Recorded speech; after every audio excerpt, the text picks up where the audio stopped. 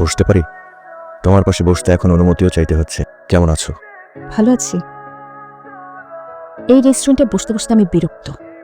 বেকার প্রেমিক তোমার। এরা তো 20% ডিসকাউন্ট দিচ্ছে, এই সুবিধা কে দিবে? খাবার তো খারাপ না। তোমার কপালে আমি লেখা আছি তো। আম্মা প্রতিদিন বিয়ের কথা বল। তার মানে তোমার শো এখন ভালো। হাসবা না। এখানে কোনো কাজে? আমার বাচ্চার বার্থডে, তোর কেক নিতে এসেছিলাম। আচ্ছা, তোমার কি আমাদের সেই দিনগুলোর কথা মনে পড়ে? না, মেয়েদের অতীত থাকতে নেই। এভাবে আমার জীবন থেকে হারিয়ে গেলে। হারাতে না চাইলে ধরে রাখতে জানতে হয়। তুমি সেদিন কল ধরনি কেন? কোথায় ছিলে তুমি? আমাকে জাস্ট বাসা থেকে বেরিয়ে দিবে। সবকিছুরই তো সমাধান আছে, তাই না? তুমি আমার জীবনের প্রথম, শেষ দিন পর্যন্ত তোমার সাথে থাকতে চাই। কিন্তু মনে হয় না চাকরিটা হবে। কিছু হলো? ভালো কিছু হলে তো আমিই তোমাকে জানাবো। আপাতত দুই ফ্যামিলির কিছু মানুষজন নিয়ে বিয়েটা হয়ে যায়।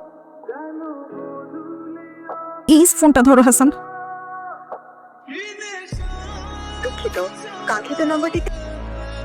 হাসান আসছিল এর মধ্যে? না, আসেনি। হাসান ভাই তো বাসায় নাই। পরে তোমাকে বলার মতো নতুন কোনো কথা আমার কাছে ছিল না।